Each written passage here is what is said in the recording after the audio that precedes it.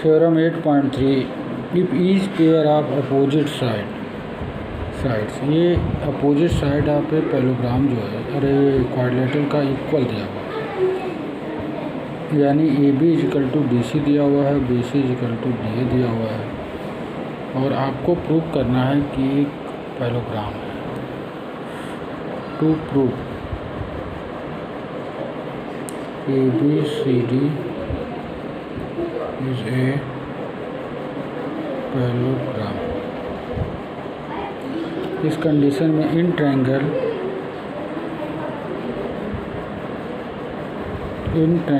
A B C and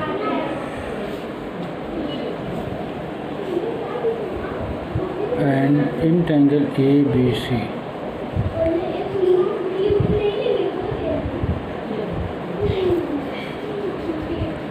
and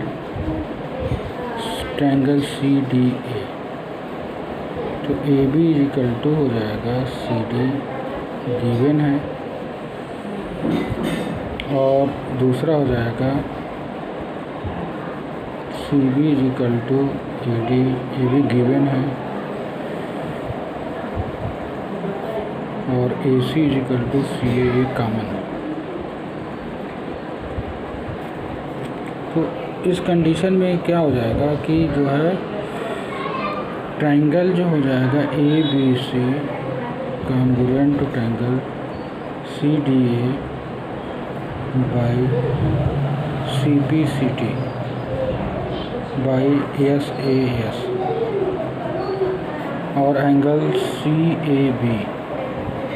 equal to हो जाएगा angle A C D A by C P C T से। और जब ये एंगल इस एंगल के इक्वल होगा तो ये पेयर ऑफ अल्टरनेट है, अल्टरनेट एंगल है, तो A B is parallel to C D है। ठीक, similarly B C is parallel to D A और quadrilateral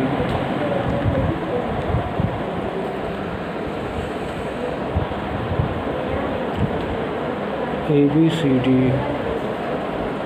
is a पैरेललोग्राम। ये पैरेललोग्राम हो जाएगा। देखिए इसमें क्वेश्चन में कहा है कि if A B is equal to C D, B C is equal to D A और A C is equal to A सी,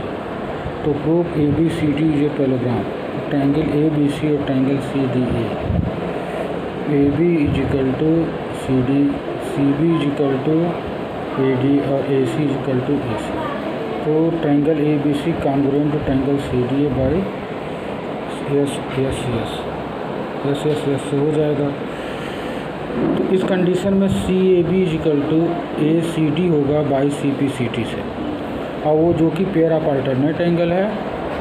और A B is parallel to C D हो जाएगा। Similarly B C is parallel to D A, तो quadrilateral जब opposite side parallel है तो quadrilateral क्या हो जाएगा, पैरेललोग्राम।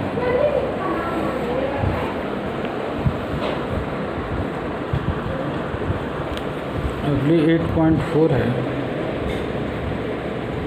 कि in a parallelogram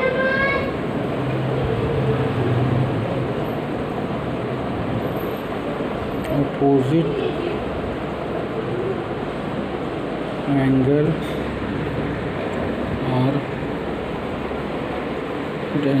are equal। देखिए ये पैरेललोग्राम है A B C D,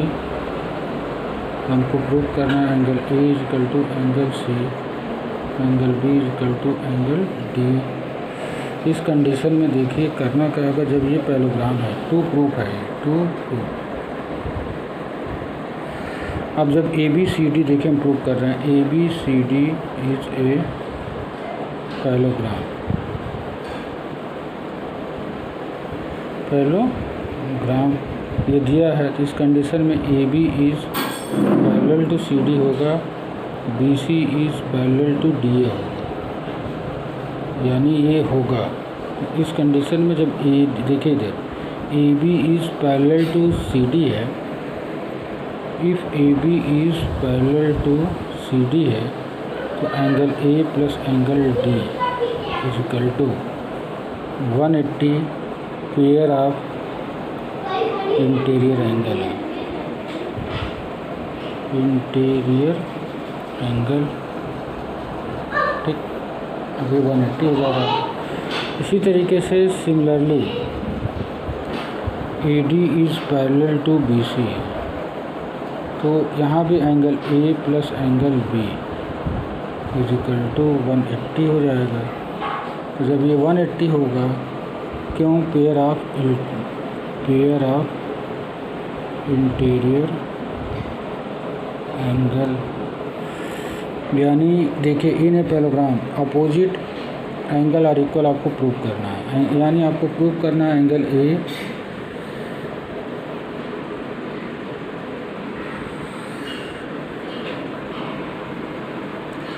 A equal to C और angle B equal to D, angle A equal to angle C और angle B equal to angle D prove करना है। A B C D जब parallelogram है तो A B is parallel to C D होगा, B C is parallel to D होगा, और अगर A B is parallel to C D दिया है तो angle A plus angle D equal to 180 होगा, क्योंकि pair of interior angle of two parallel side is always, उसका सम जो होता है 180 होता है। और देखिए D A is parallel to B C दिया है, D A is parallel to B C, यानी A D is parallel to B C दिया हुआ है, तो एंगल ए प्लस दोनों पैरेलल साइडों के बीच में, दोनों पैरेलल साइडों के बीच में ये एंगल और ये एंगल का सम कितना होगा, 180 होगा, क्योंकि पेयर ऑफ इंटीरियर एंगल। अब यहाँ देखिए इक्वेशन 1 है और इक्वेशन 2, ठीक, दोनों का राइट इक्वल है तो लेफ्ट भी इक्वल होगा। From 1 and 2 angle A plus angle D is equal to angle A plus angle B, तो ये ए से एक कट गया तो angle D is equal to हो जाएगा एंगल बी, यानी similarly angle A is equal to angle C, यानी अपोजिट